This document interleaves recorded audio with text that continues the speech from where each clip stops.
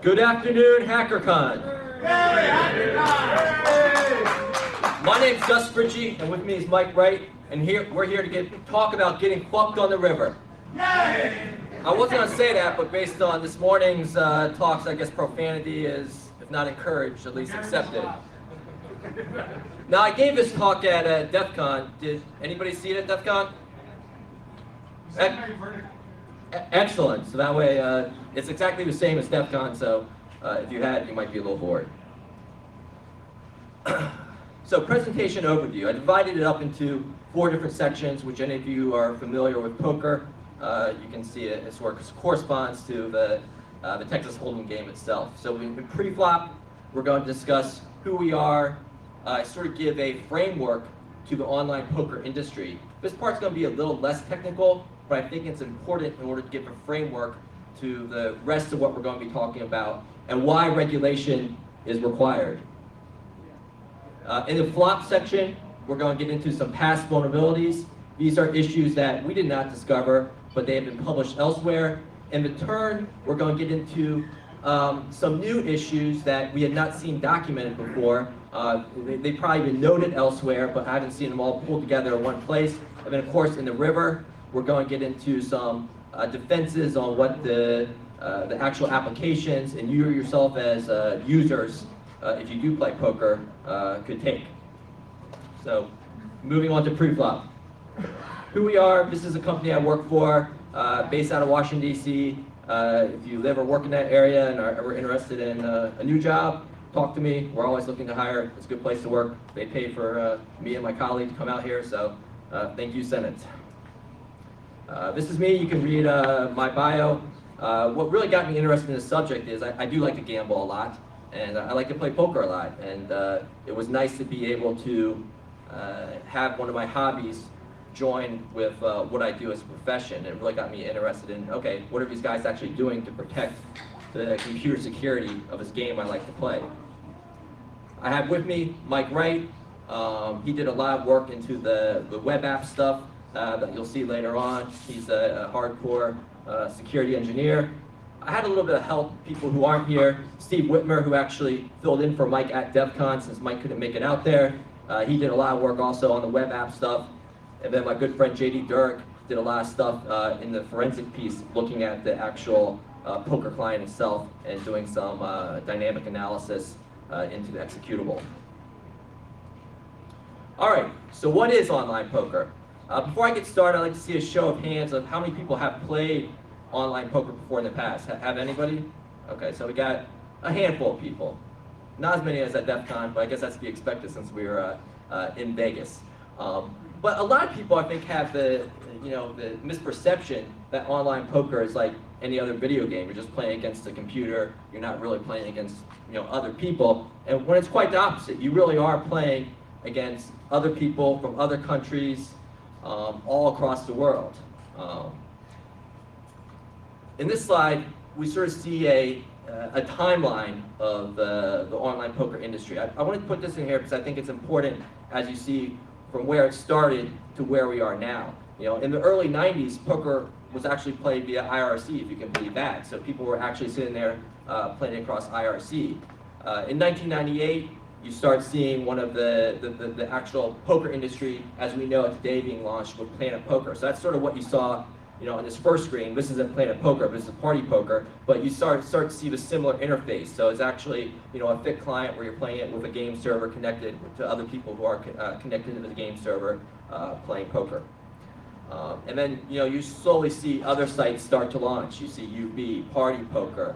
And then in 2003, which is really where I got interested in the poker industry, and I think if you ever watch ESPN and you see the World Series of Poker and you see Chris Moneymaker, who was this accountant from Alabama, I think, who won the World Series and $3.5 million off of a $40 online poker entry. This really started the poker boom, and you really saw before this time a lot of casinos in Vegas, Atlantic City, they were closing their poker rooms, and because of him and because of the spike, you see a lot more poker rooms starting to reopen or expand. You know, I think there's even a poker room here or casino here now in Charleston, which has poker. So you see, poker has really started to grow again. A lot of that is due to online poker. And you see, 2005, we're talking about a $2 billion industry. And then you have in 2006, you have the Unlawful Internet Gaming Enforcement Act that got introduced. And this was actually tacked on to the end of the port security bill. So it was one of those things that they just threw on, and no senator is not going to veto the port security bill just because it had some other piece of legislation in it.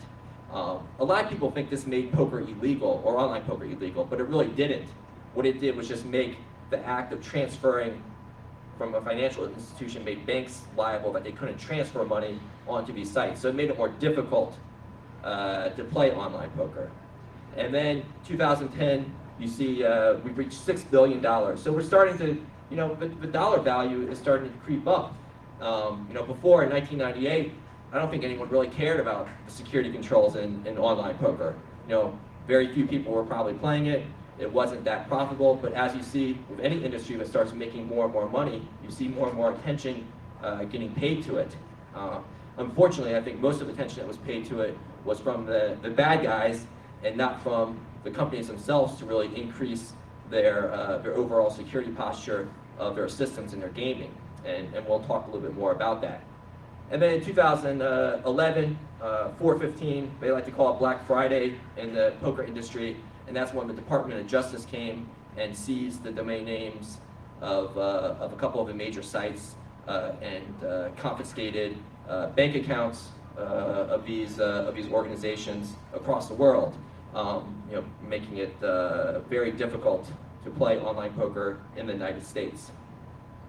So that's just a quick time frame. I just wanted to put it up there, even though it's not really technical, just sort of show you where we're at now, where we were, and where we are going. And it's sort of like with, you know, when you think about it with, you know, Microsoft and Apple, you know, back in the 90s, you know, everyone's looking at Microsoft products, you know, and because Apple really didn't have a huge market share. And now, you know, it's somewhat reversed, you know, well, maybe not totally reversed, but there's more and more security professionals are looking at Apple weaknesses because they've maintained you know, a greater presence. Same thing with online poker.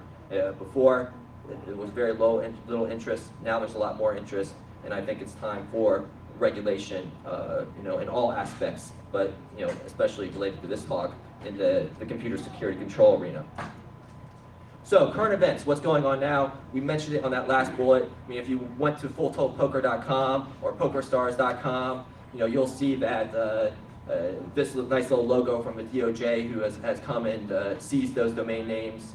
You know, they also seized a large majority of funds from these sites, leaving a lot of online poker players, you know, high and dry with, you know, literally millions of dollars locked on these sites. And I'm one of those players who has, you know, not a small sum, not a huge sum, but a decent amount, which I'd like to get back, that's stuck on these sites.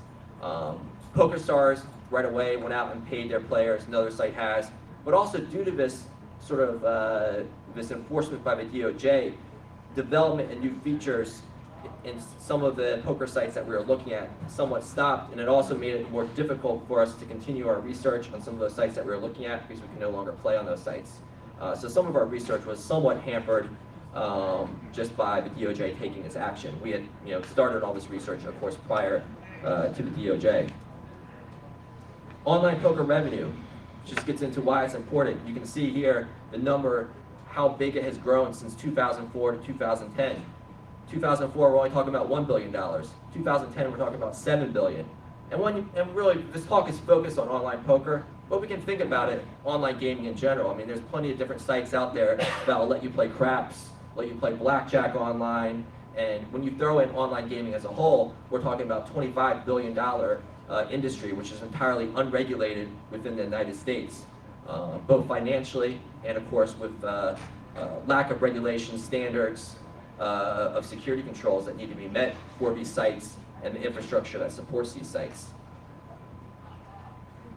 In other words, there's a whole lot of money in online poker, as Jamie Gold and other people can attest to who've won the World Series of poker. I guess that's what $8.5 million looks like wrapped up in bricks. So where I'm going with this is regulation and compliance. And I think, I don't know what everybody out there does as part of their day job, but for me, a large part of it is regulation and compliance. Unfortunately, that's what pays the bills in today's age. It's PCI compliance, FSMA compliance, HIPAA compliance, what have you. And I'm not going to stand here and argue that these regulations make all the difference, but they do make some difference. And especially to those industries and organizations and assessors that take it as more of a paperwork exercise and actually apply meat to the standards that are being enforced. Now you may think from what I've been saying that there's no regulation in online poker. It's quite the opposite, actually. I mean, there are several different bodies that are governing and licensing online poker. There's a Kanawaki Gaming Commission based out of Canada. There's the Alderney Gaming Commission out of the EU.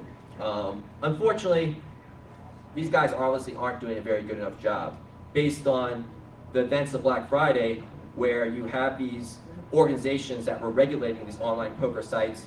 And one of the primary things they are supposed to be doing regarding regulation is verifying that player funds were separate from the operational funds. And they couldn't even do that right. They didn't enforce that. So how can we expect them to enforce that account lockout is enabled, or that configuration management is taking place? We really can't. But you can read the sites. So you're Party Poker, who's licensed out of by the government of Gibraltar. We don't look at Party Poker because they're not open to U.S. Players. But you can read their statement here. The system is reliable, resilient, and otherwise up to the highest standards of software integrity, including access control, change control recording, fingerprinting of executables, regular monitoring. Well, it sounds impressive, but based on the research that we have done and the events that have occurred, I really don't think this is taking place. I think it's just fluff that's up there, and until the U.S. government enforces strong regulation, I don't think it's completely safe to play online poker. So we beat this down. There is a need for compliance. A standard needs to be developed. I would like to see, and I recently, based on my research I've done, actually this poker news site that I never heard of before, they contacted me and wanted me to write a series of articles for them. And I'm starting off writing this series of article about why there needs to be compliance in the online poker industry, and saying that we need to take the best from these different standards. If it's from STANS, CAG, or if it's from NIST and FSMA, if it's from PCI, and tailor it to online poker, which can be done. So these need to be regulated, not from a financial perspective, but also, and more, what concerns us more, from a technical perspective. And once again, why will this happen? Well, because there's a whole lot of money in online poker. You may not be able to see this very clearly in the back of a room, but this was the largest pot played online, and that's a $1.3 million pot being shipped to Mr. Patrick Antonius there. So, I mean, that's just in a single hand of poker. Granted, this is an extreme, most people aren't playing for these stakes, but there's a whole lot of money in online poker, and that's why regulation will take place. And, something I want help with, if people are interested in this subject, is to look at this type of stuff. I don't think a lot of people in the security community have been looking at online poker specifically. Maybe they've looked at online gaming, World of Warcraft, other areas. But I would like some assistance in looking at this. If you're a poker player and you're interested in it, get with me, let's talk about it and see what we can do to try to hold these companies accountable and perhaps give some guidance on how we can go about securing this industry better. All right, moving on to the flop. All right, Jennifer Tilley, she's 50 years old. Past vulnerabilities. Here we're going to look at just a couple of the past vulnerabilities that have been noted and published in the past couple of years. Some of these are fairly old, no longer apply. But then again, perhaps they do apply. But I just want to give you a sense for what's out there before we get into some of the current stuff that we've been doing. So this random number generator. Of course, when you play real poker or any real card game, there's, they have a deal up there, they shuffle the cards, you're going to get a true and fair game. So how do you replicate that in online gaming is via the RNG. Now, back in 1999, vulnerability was actually published originally in 1999. Planet Poker, if you remember, was one of the first online poker sites that came about in 1998. So they were very, very proud of their shuffling algorithm. So much that they actually went ahead and published it up on their website to show, okay, here's our shuffling algorithm, here's how secure it is. It probably wasn't the best idea at that time, as it wouldn't be now. But you can see in a real deck of cards, you have, in the first bullet, you have a huge number, which is possible unique shuffles. Okay? So their algorithm, when these researchers started analyzing it, there was only 4 billion possible shuffles. To make it even less secure, the seed they were using wasn't the best, and that further reduced the number, and they were able to bring it down to only 200,000 possibilities, and then they were able to just simply brute force it in the time allowed, and they were able to, show and be able to tell what card was going to be dealt next.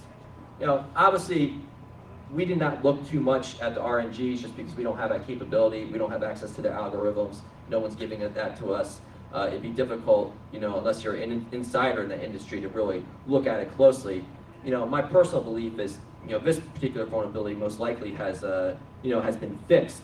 And in fact, in today's world, you have statements that the RNGs, are being audited on a regular basis. This is from the PokerStars site, and they have Cigital, who is one of the world's largest consulting firms. So they went ahead and they did an audit independently and verify it.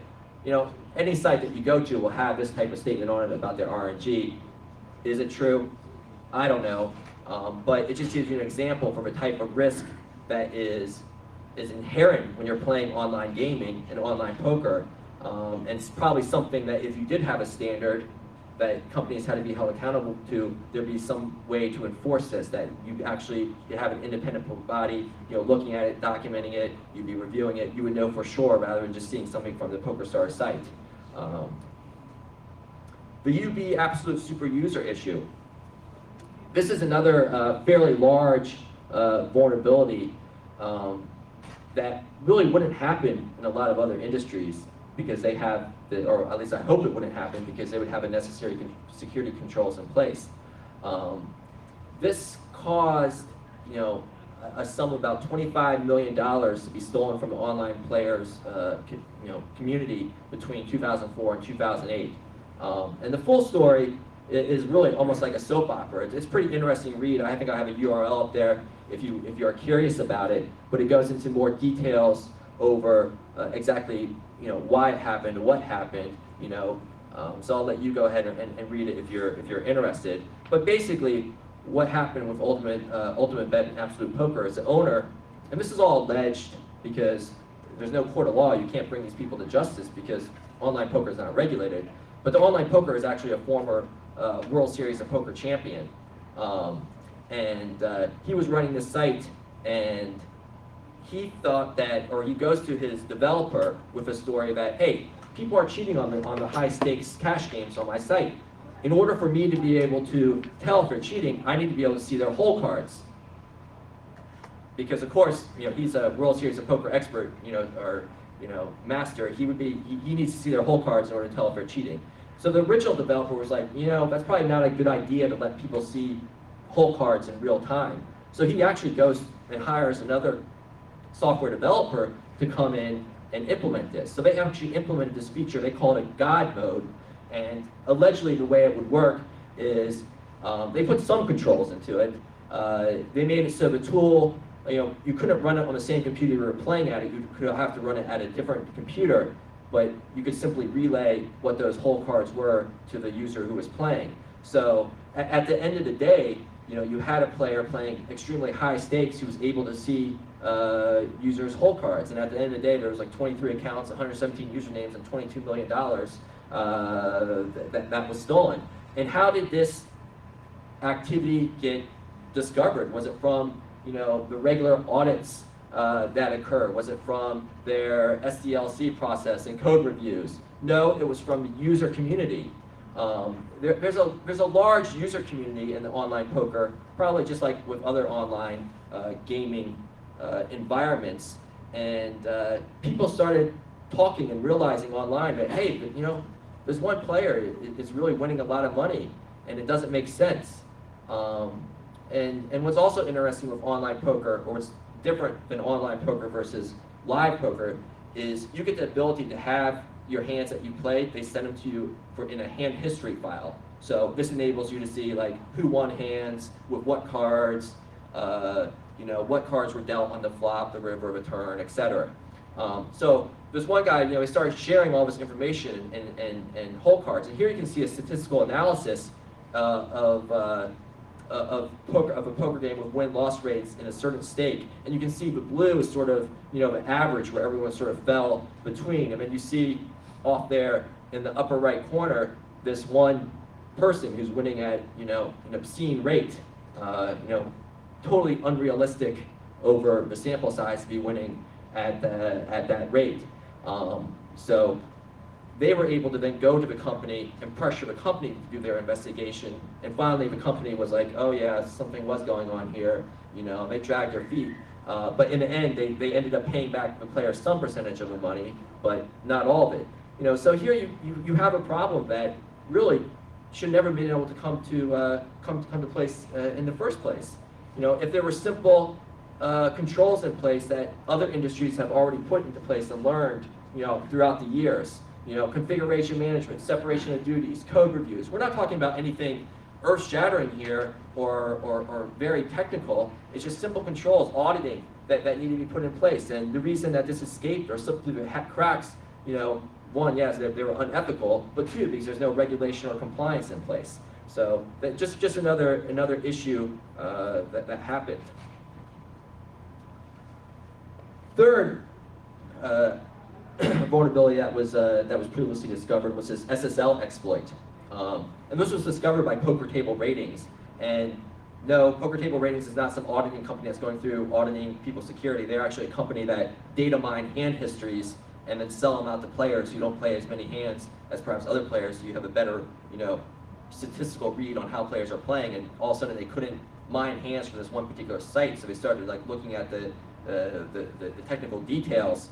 And when they started digging deeper, they realized, oh wow, this really isn't SSL. They're just XORing the data. So they're telling all the players that, yeah, your data's, you know, the card's gameplay is being transmitted across SSL, and it's really not SSL, it's just XORing it. You know, we can just decrypt that on our calculators. So you know, they had a pretty cool proof of concept up there that showed a video and showed them actually, if you were on the same network or same wireless network, they showed you being able to see their hole cards. You know, of course, they notified these sites, and it was fixed 11 days later because it's hard to implement SSL correctly, I guess. You know, and you see here UB/Absolute and also Cake Poker Network were vulnerable to this. So just another issue that, you know, even if you go to something as simple as FSMA and NIST, there's specific controls in there about data integrity and data confidentiality that if you were assessing and certifying these systems correctly, it would be caught. Miscellaneous account compromise. I just simply Googled poker account hacked, and you know, you have literally hundreds of posts from players talking about how their poker accounts have been hacked through various methods, through malware getting installed on their systems, through phishing attacks, through other methods. So obviously people, you know, are attacking these players, and you know, it's quite obvious why they're attacking them. That's where the money is. So, you know, they're attacking the users. And a lot of what our presentation is going to be about when Mike gets into some of the web application stuff is how you can go about attacking the users, because that's a lot easier to attack than the actual poker application itself. Poker bots. This is not something that's necessarily a vulnerability, but it's something that the poker sites don't like, and quite personally, players don't like to play against bots. They rather play against a real person. So these poker sites try to shut down people.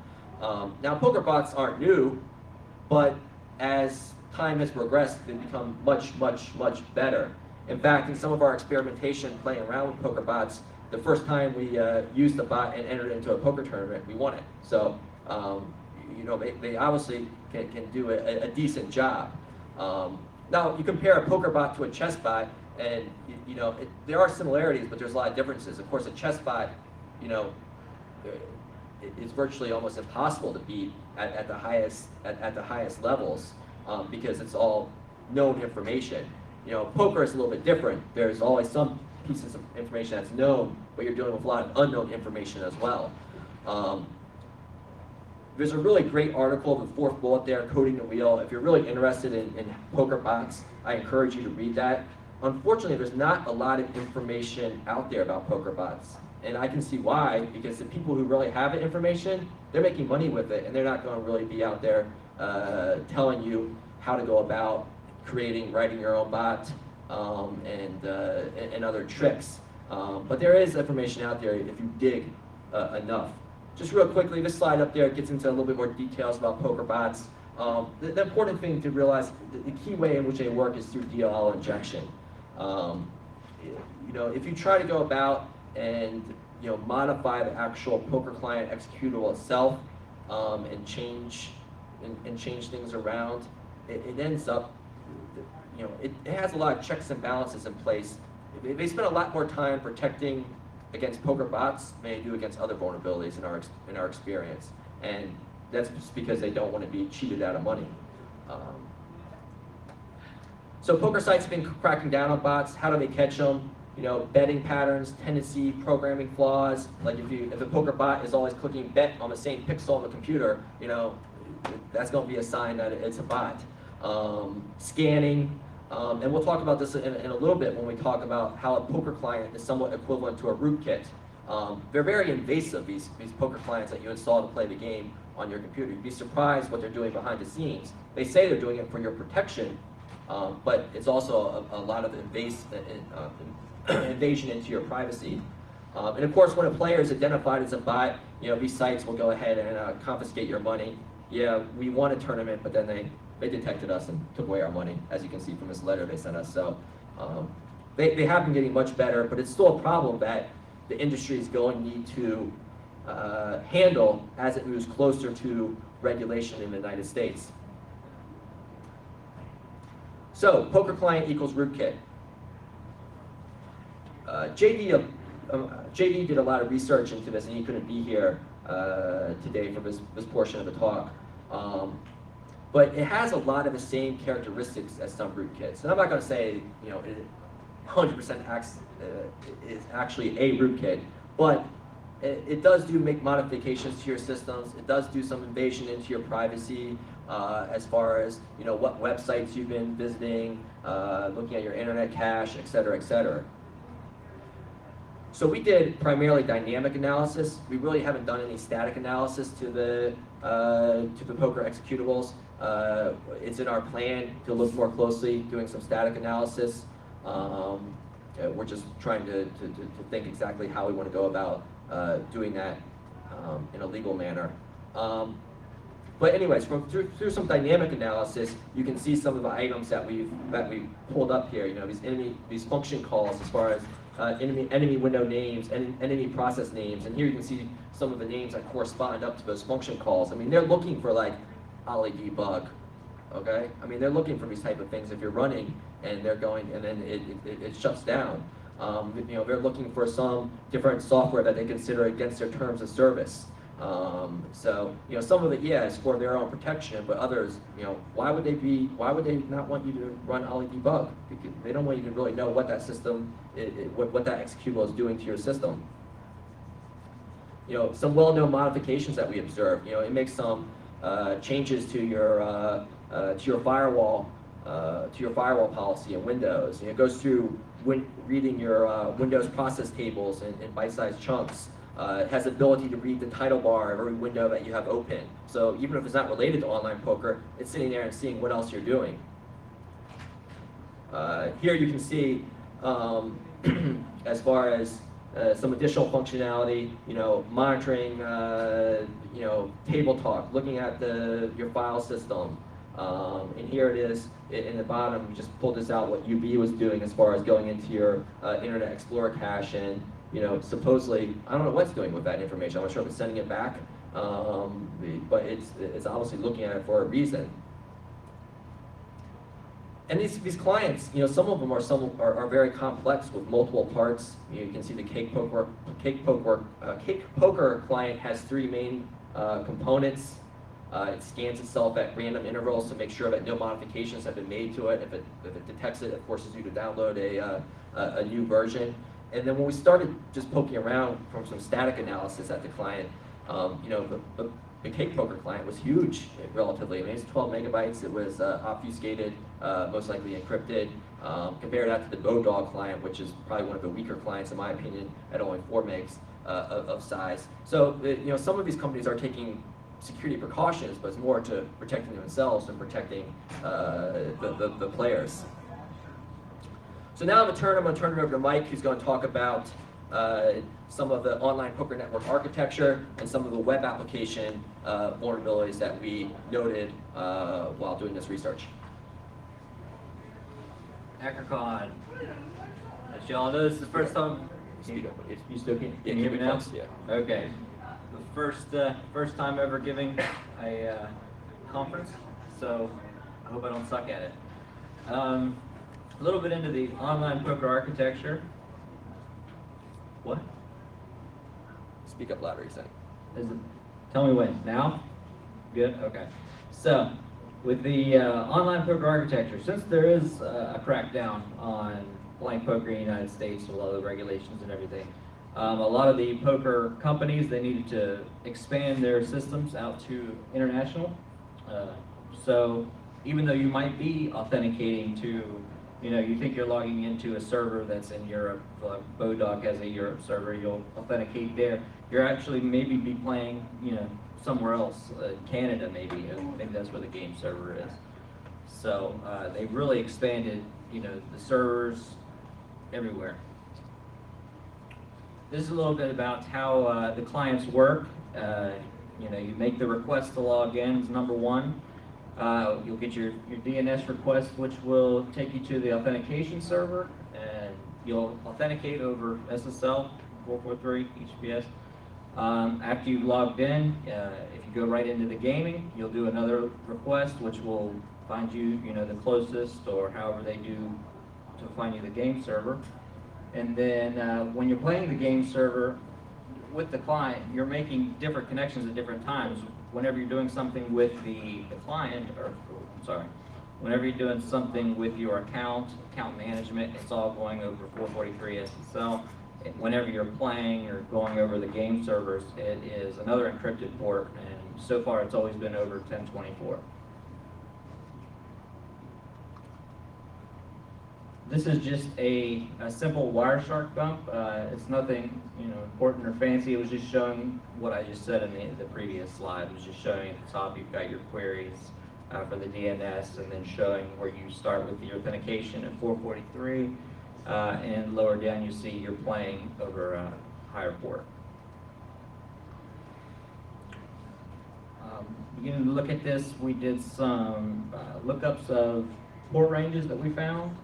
And you'll see a lot during the talk that we picked a lot on Bodog, because they seem, from our perspective, to be the weakest one. You'll notice that in the Nmap scan, there were a lot of reverse DNSs, so you can actually, it was easier to map out their network, because like Cake, for instance, they just have, IP, or IP-138, 139 dot whatever their ISP, the provider was.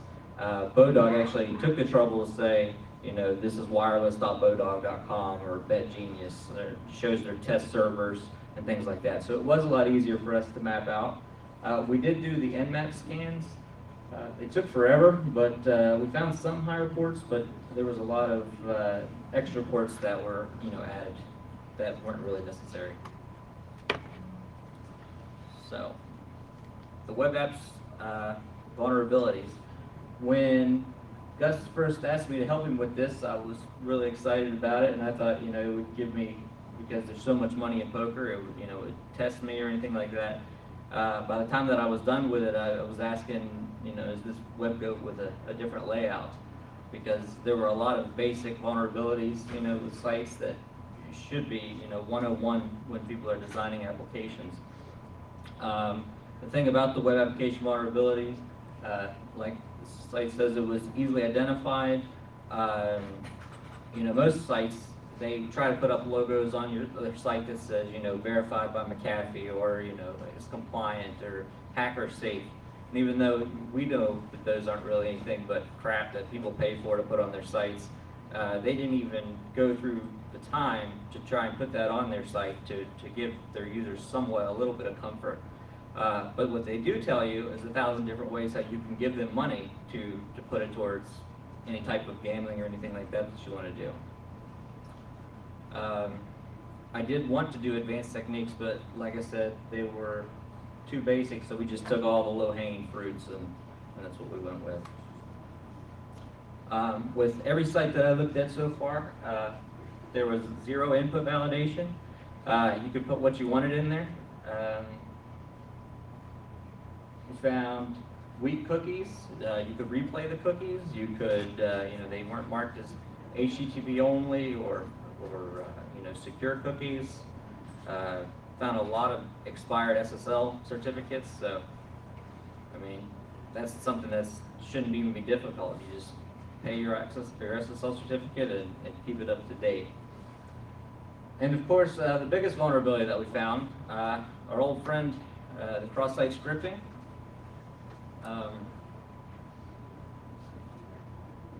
So this was just a simple cross-site scripting. It was done on the include page. This was one that our colleague Steve did, just to show just a simple one. I went a little more into the application. I made up some fake accounts, and everywhere that it's bold was vulnerable to cross-site scripting. You could put anything in there. There weren't linked. You know, they didn't limit characters for things like the zip code or the phone number. As you can see in here, I put just a simple script alert in my address, and then just wanted to see what would happen if I loaded this in the client, the actual client. And when I did that, you'll see that even the client, you know, was vulnerable to the injection that I put through the web application or through the website. You'll see in this cookie, there is a lot of information that they're tracking on you. I don't know if you all can see it, but it has my IP in it. It says my geographic location, where I'm going is obviously going to be there, but. That was persistent. Yes, this one was persistent. I'm sorry. The previous one was just reflective. We did find all types of cross-site scripting on the websites. This was just another reflective one, just showing the document.cookie. And you'll see a lot of these in the slide, and I'll try not to talk on them too much because they're all the same. We're just showing how widespread it is. So it's a cross-site scripting playground. You'll find everything from persistent to DOM-based. So if you'd like to just test your cross-site scripting skills, you can go to one of these sites and just pretty much do it in there. You don't have to worry about encoding. You know, some places you have to encode everything. You don't have to here. Another thing that we found was invalid redirects, and actually Steve found this one with the single sign-on, the SSL, where during the login or the logout, you could use that redirect to send a user anywhere you wanted them to go.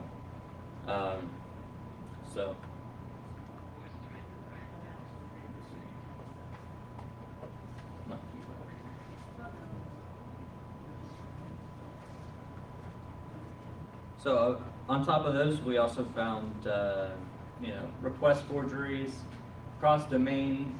Steve did a little bit more information on the cross-domain stuff, but we didn't really come across too many Flash-based poker clients, so we didn't go too deep into that. We looked at a lot of the forums and affiliate sites because there's a lot of poker client, like poker ratings, a lot of forums for people to talk about what they're doing, and a lot of people just use the same username that they use to play poker, and we use that to start getting some lists of usernames that we could use in some later attacks that we'll go into. This is just another cross-site scripting. This one was weird for me because it was reflective, but it was also somewhat persistent, which I'd never seen before. In that affiliate ID where it says, you'll see it says DEF CON, I did the breakout, did the cross-site scripting, which was real simple. And this affiliate page actually has like 10 tabs, and normally when you're doing your cross-site scripting with your reflective, you do it that once, and then when you try and hit it again, or you go out and you come back in, it's not there, and it's not there anymore. But with this site, I could keep clicking different links, and when you put that affiliate ID, or when you put that injection in the affiliate ID, it tagged in your request every single time you made a request. So every time you went to the Bodog affiliate, no matter where you were going, you would get this cross-site scripting. But when you closed your browser, then obviously it would go away.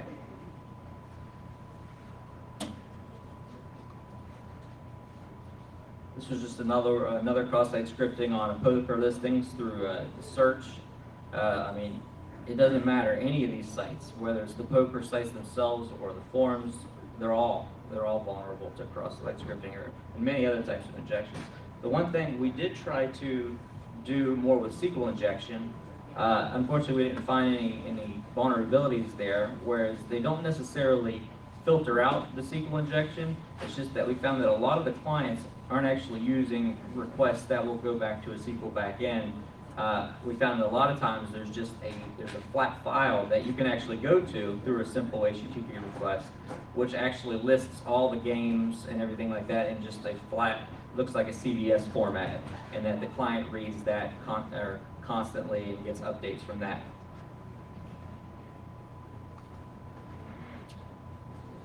So one thing that Steve started doing, I didn't get a lot of chance to play with this, but he was having a good time with it, was Beef. And I'm sure all of you are understand what Beef is. If not, it's just a browser exploitation framework. It allows you to do a lot of things, such as if you hook in, you find a vulnerability like cross-site scripting, and you get the a user to click that link, and then it will hook into their browser, and you can send them Java code. You can force them to do requests. You can do a lot of things with that. You can add some exploits for Metasploit. So you'll see he didn't really do it to an actual person. He did it to his local machine. He has a bunch of zombies on the left, but they came from the same from his same local machine. I asked him about it, and he said that everything just works. So every one that he tried, it always worked. This is just showing a simple hook from Beef. Just how easy. Just put that in. And one thing we're going to try, we haven't had a chance to do it yet, but is like you saw with the previous slide with the Bodog client with the account that persistent cross-site scripting. Putting something like this in, and then putting in like a support ticket to the help desk, and see if maybe we can get some more information or gain access. Use it as a pivot point into their network. So once you get that hook in and you've got that zombie, you can do a lot of things. You can send, like I said earlier, you can send the raw Java script. You can use Metasploit plugins. Look and see where else they're going. Or clipboard theft. So if one thing that you can do is with Metasploit is take screen captures. So if you can get all the people you're playing against to click on a link, because everybody likes to click things, you just mask it so it looks like they're going to a table rating site or something like that. Then you'd be able to capture their screen while you're playing against them, see what their hole cards were, and obviously you'd be able to profit from that. So you know not to, or when to fold, or when to bet. So, web vulnerability summary is pretty much just, I don't play, online poker. Gus is the big poker player. So, just wanted to say, do you guys think it's wise to invest in this at this time? And then, sorry, I just want to give it back to Gus. Thanks. All right, thanks, Mike. We'll wrap things up just with some different types of attacks. Mike focused on some web application attacks, but let's bring it even back to more basic, with just some basic authentication attacks.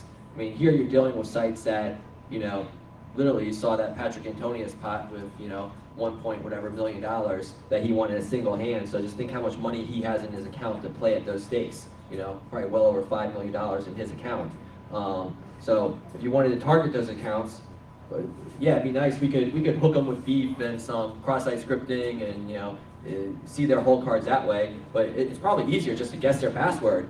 Especially when you start looking at the actual password complexity requirements that are required. I don't think we've seen anything this week. In the past 10, 15 years. Bodog allowing 5 characters. I wonder what someone's going to choose as their password. Maybe Bodog, maybe poker. So it really we looked at, here it is, just 5 different sites. These were 5 of the major ones at the time that U.S.